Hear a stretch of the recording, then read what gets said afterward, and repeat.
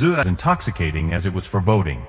His worn leather boots crunched on the gravel drive of the Asher house, a magnificent, decaying antebellum mansion that stood like a forgotten sentinel against the vibrant late afternoon sun of Charleston, South Carolina. The house itself seemed to breathe, its slow, heavy rhythm a metronome of rotten history. Ivy, thick as an anaconda, choked the pillars of the veranda, its verdant tendrils a relentless, suffocating embrace. The paint, once a pristine white that would have gleamed under the southern sun, now peeled away in ghostly sheets, like skin sloughing off a corpse. Elias was not a historian, nor was he a ghost hunter. He was, to the world at large, a landscape architect, though that profession was merely a well-tailored suit he wore for the public. His true calling, a gift he often considered a curse, was to feel the residual psychic energy left behind in places of great trauma. He called them echoes, faint psychic imprints of emotions, events, and sometimes the people themselves. They were usually quiet, like whispers on the wind, ephemeral and fleeting. But sometimes, in places like this, they didn't whisper. They screamed. The Asher house was a symphony of screams, a cacophony of spectral noise that vibrated through the very stones of the foundation and into his bones. The sheer volume of the psychic residue was staggering, a testament to the depth of the tragedy that had transpired here. He had been hired to redesign the grounds, to breathe new life into the neglected, overgrown gardens. The new owners, a wealthy couple from New York who saw only a lucrative project in the decaying structure, wanted to restore the property to its former glory.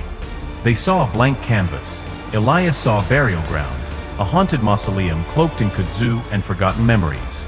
The story of the Asher family was a local legend, a dark folktale whispered in hushed tones over sweet tea. They had been a prominent family in the 18th century, their wealth built on commerce and, as some whispered, on more clandestine pursuits. The official record spoke of a mysterious fire and a quiet, sudden vanishing of the entire family. The real story is a cover-up.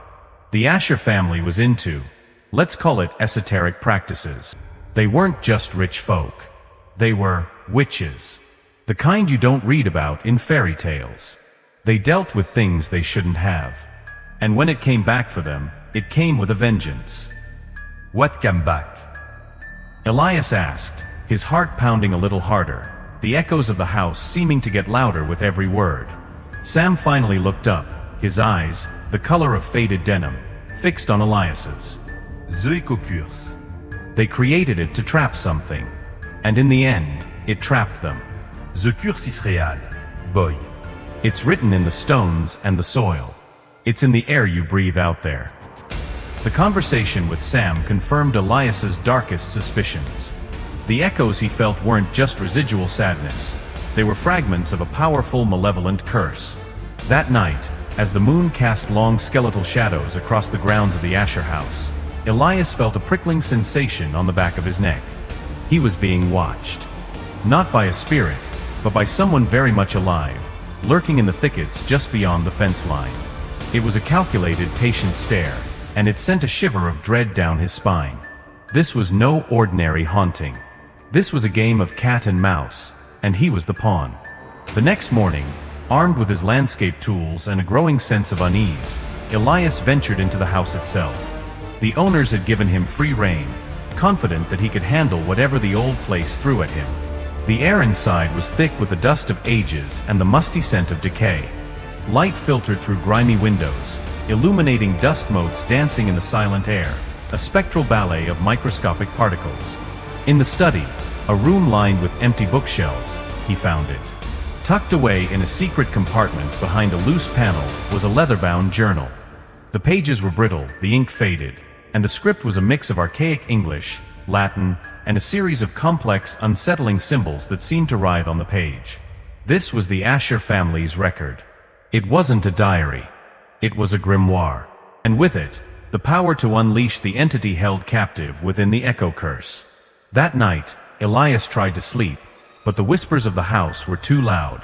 He lay in the dark, listening to the floorboard creak, the wind mowing, and the distant, almost human sound of something scratching at the walls. He wasn't just a landscape architect anymore. He was a guardian. A lone sentinel standing against a storm of ancient evil.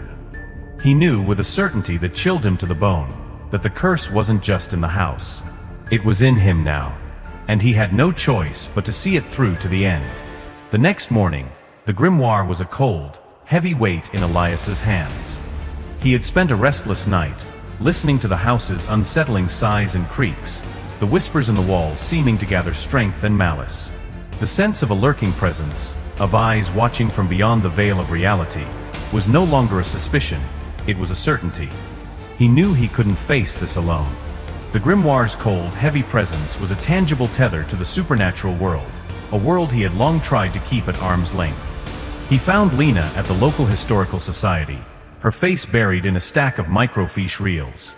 The air in the archives was stale, smelling of old paper and dust, a quiet contrast to the vibrant, menacing energy of the Asher house. It was a sanctuary of mundane facts, a stark antithesis to the supernatural chaos he had just left. "I found something," Elias said, placing the grimoire on the table between them. He had wrapped it in a thick cloth, feeling a superstitious need to hide its malevolent nature from the world.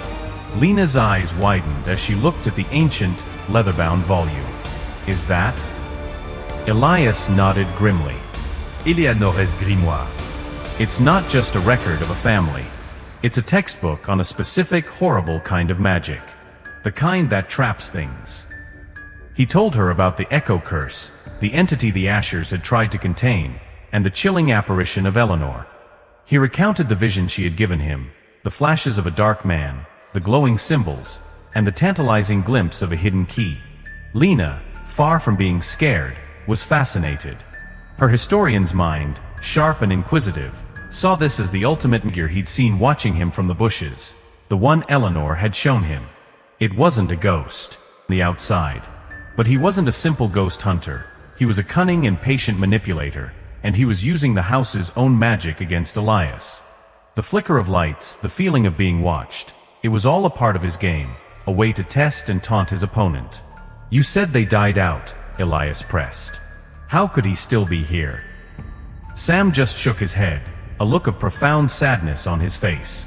"Some things, they don't die. They just lie dormant, waiting for a chance to strike. The Asher house is that chance for him. He wants to break the curse and take the entity." Elias Thorne, an unwitting inheritor of a terrible destiny, now held the key to the curse in his hands. But he realized with a sickening jolt that the man who had written the counterspell had the same first name as him, her face pale. "He's a Silas," she whispered, her voice trembling. "Indeed," Silas said, bowing slightly, "the world." She was the cage, the key, and the guardian. As the final words of the counterspell left Elias's lips, Elias stayed for another month, a silent sentinel overseeing the completion of his landscaping project. The gardens bloomed with a renewed vigor, the grass was green, and the old brick walls, now repainted, felt warm and inviting in the sun. He and Lena exchanged numbers, a promise to stay in touch, a bond forged in fire and shadow. As he packed his car to leave Charleston, he felt the familiar echo of the house one last time. But this time, it was not a scream. It was a gentle sigh of gratitude, a soft whisper of farewell. His work here was done. But as he drove out of the city, a quiet compulsion led him to pull over at a small, dilapidated chapel on the side of the road. A heavy stone tablet rested by the chapel's entrance, filled with names and dates, but in one corner, etched in faded ancient script, were the same symbols he had found in the grimoire. Below them, a prophecy: "The echo sleeps, but it does not die. When the earth sweeps, the veil will tear again. And the key will be found in a place where no one ever looks, in the quiet shade of a forgotten tree."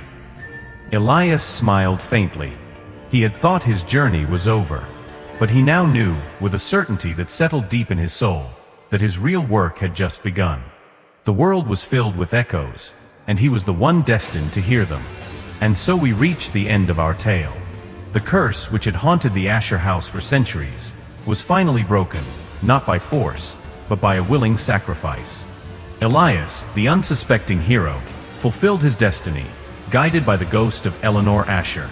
The malevolent entity, along with its would-be master, was returned to the void from which it came, leaving behind a profound sense of peace and stillness. The house, once a tomb of sorrow and fear, was finally truly empty. As Elias drove away, he felt one last echo, not a scream, but a gentle sigh of gratitude and farewell. His work here was done, but as he discovered, the world was filled with echoes, and he was the one destined to hear them. But for now, the echo sleeps, and so do we. Good night. If you can sleep, that is.